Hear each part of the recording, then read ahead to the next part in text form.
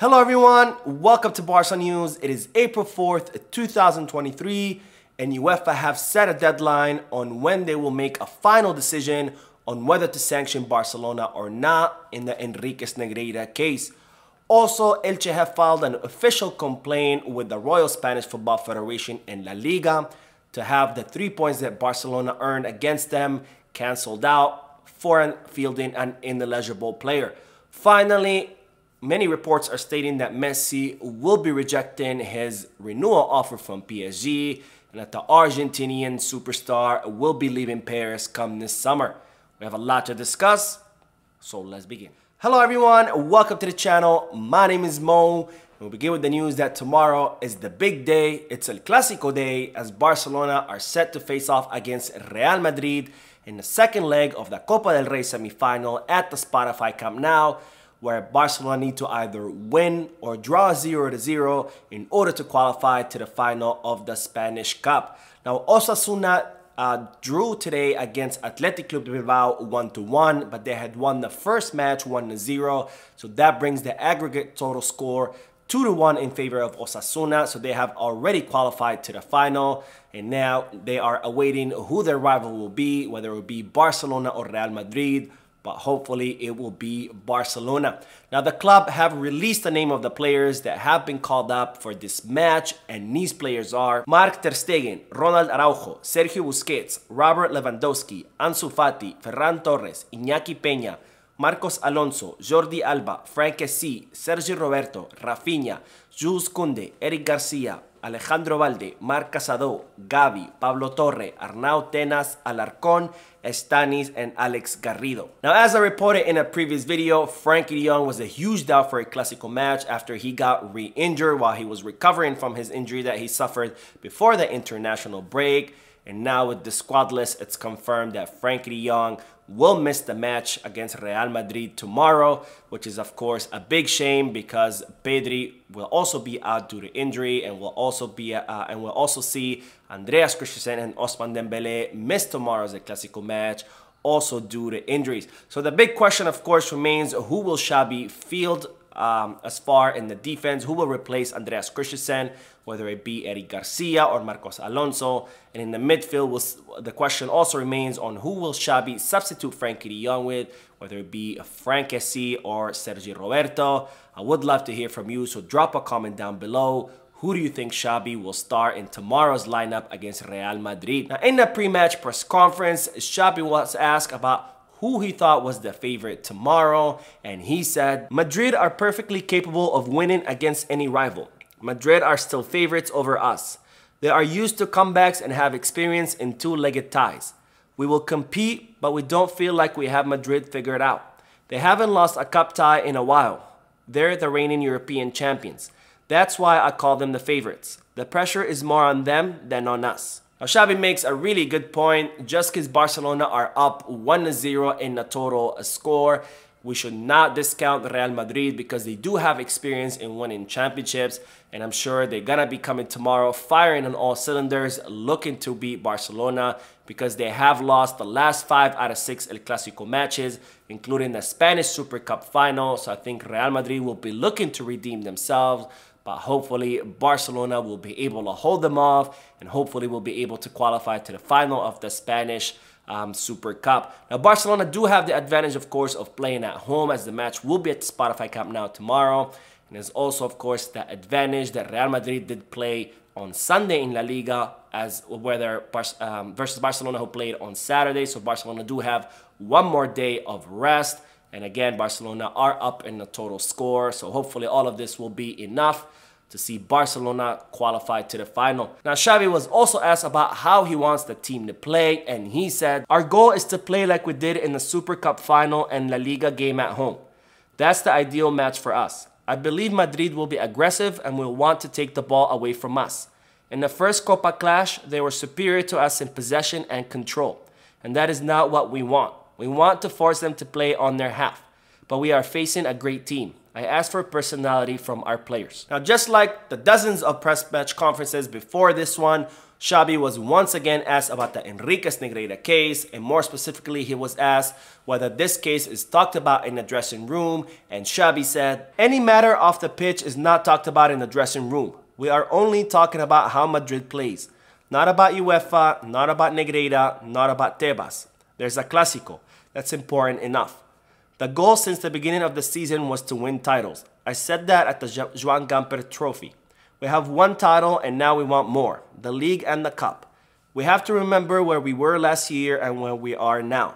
Anyone can see our improvement, except those who don't want to see us doing well." So Xavi making it very clear that the Enriquez Negreira case is not affecting him or the players, that the entire locker room is now focused on winning the title, which is the main objective of the club. And hopefully this objective we're all going to be met by the end of the season, and hopefully Barcelona can win both La Liga and the Copa del Rey to add to the Spanish Super Cup that they won earlier this year. Now, speaking of the Enriquez Negreira case, UEFA have set an internal deadline for themselves on when to make a final decision in regards to whether sanction Barcelona and ban them from European competition for up to one season.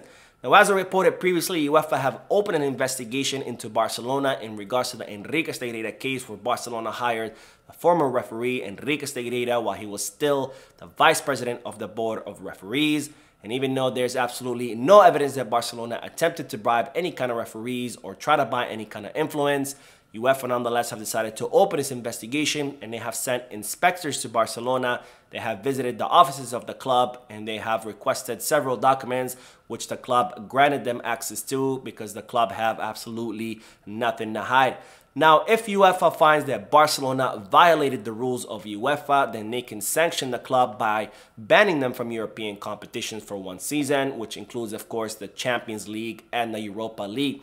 Now, UEFA have set an internal deadline for themselves when they're going to make a final decision on whether Barcelona violated UEFA rules, and this deadline will be by the end of June. So by the end of June, we should know whether Barcelona will be banned from the UEFA, from the Champions League and from the Europa League. Now, Barcelona have decided that they will appeal that decision if UEFA do decide to ban Barcelona, and they will be looking to appeal it to UEFA itself and also to the arbitration tribunal, which does have authority over UEFA and actually supersedes UEFA in regards to authority. And of course, Barcelona do have that option of suing UEFA if UEFA bans Barcelona from the Champions League and from the Europa League without a court or the prosecutor's office making a final decision on whether Barcelona attempted to bribe referees or not. Now, under the UEFA rules, Barcelona could sue UEFA for up to 100 million euros for loss of income if they are banned from European competitions without any findings that there were any kind of attempts of bribery or buying influence. Now, while we're still on the Enriquez Negreira case, it's reported that Joan Laporta will be presenting the findings of the internal investigation that Barcelona have done in regards to the Enriquez Negreira case to all the club members by the end of this month.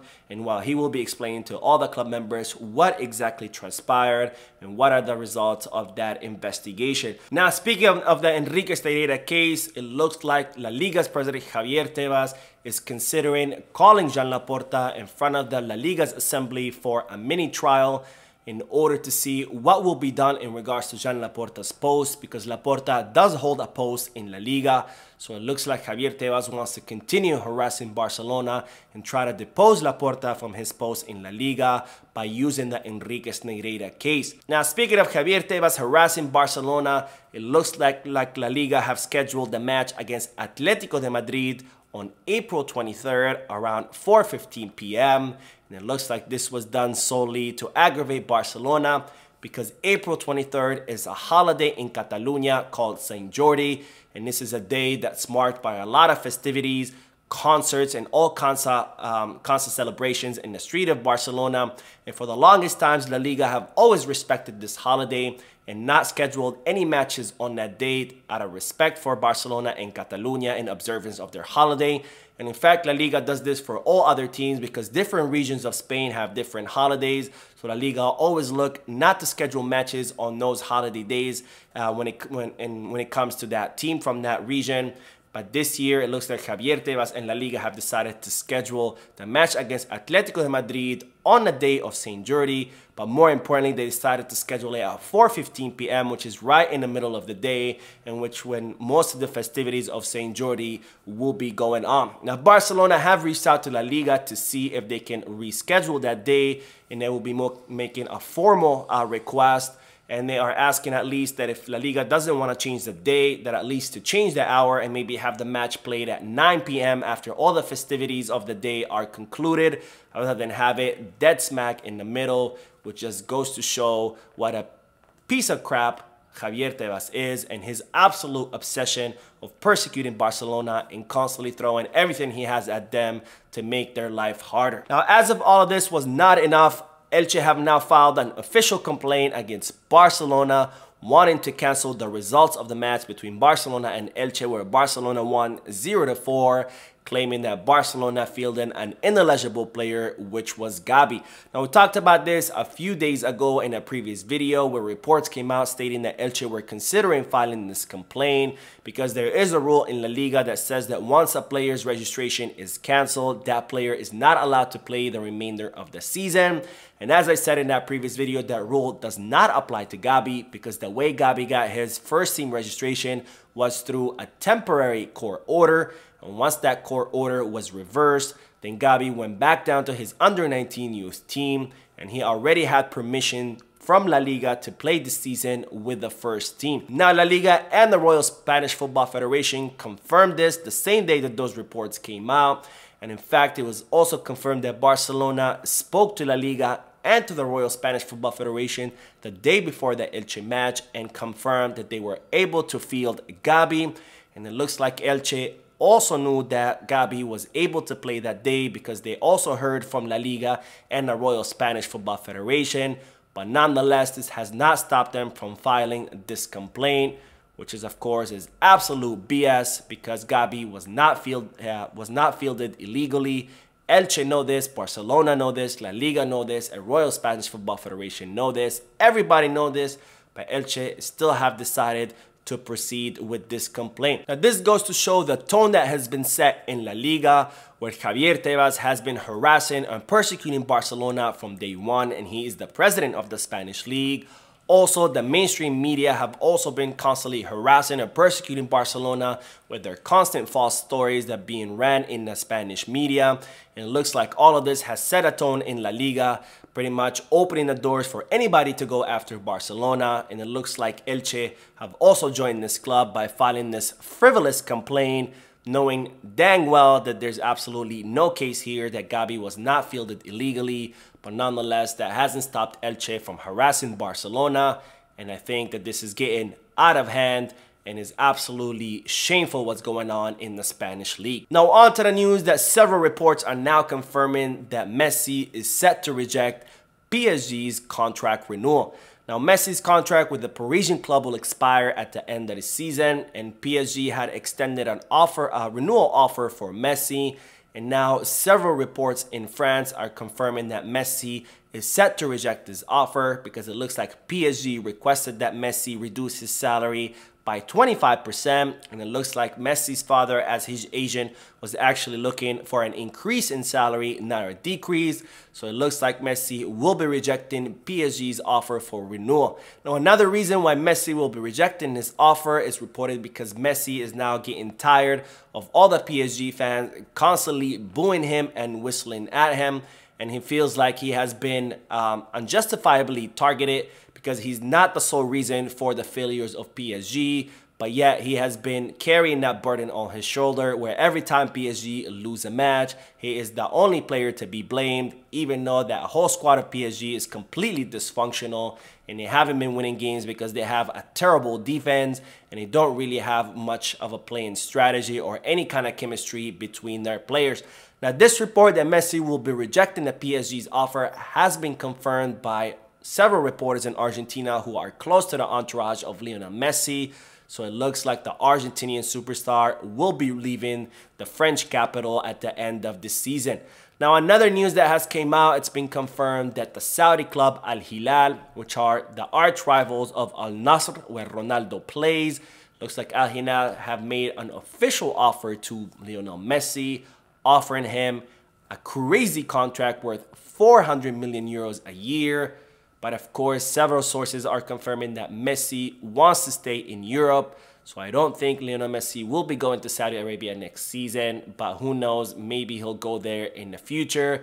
But either way, that's a lot of money to offer someone 400 million euros a year. It's absolutely mind-blowing. Now, of course, all of this talk about Messi rejecting PSG's offer renewal has once again opened the doors to the possibility of Messi coming back to Barcelona.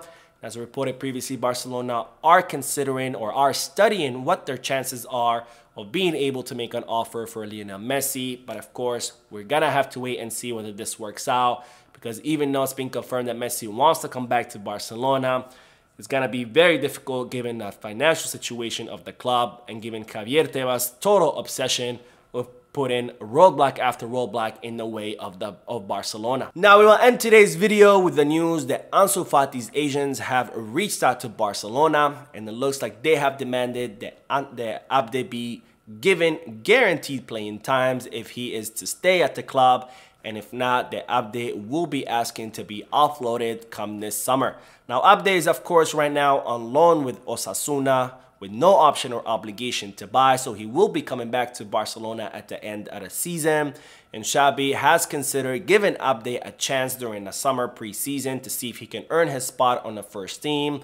But the club are also considering offloading the player because they know he has a good market value, and they are currently in a dire need to offload players, not only to reduce their wage bill by 200 million euros, but also to generate revenues for the club. Well, it looks like Abde has asked that if he is to stay at Barcelona, he wants a guarantee of playing time. If not, he wants to leave. And I really think that this was a bad move by Abde or his agents, because this is FC Barcelona and no player can demand playing time. You have to earn your playing time. You have to earn your spot on the first team. All the players in Barcelona have done this. Even the biggest names like Xavi, Iniesta, Busquets, and Messi, all these players earned their playing time on the field, earned their spot on the first team. They didn't demand it. And I think for Abde, who's not really up there, he's not like a legend, he's not Haaland, he's not Neymar, he's not Mbappe, for him to be demanding minutes, I think was the bad move on his behalf. And I think all this does, it's puts him closer to the exit doors. Now that is it for today. I hope you enjoyed the video. If you did, please give me a like.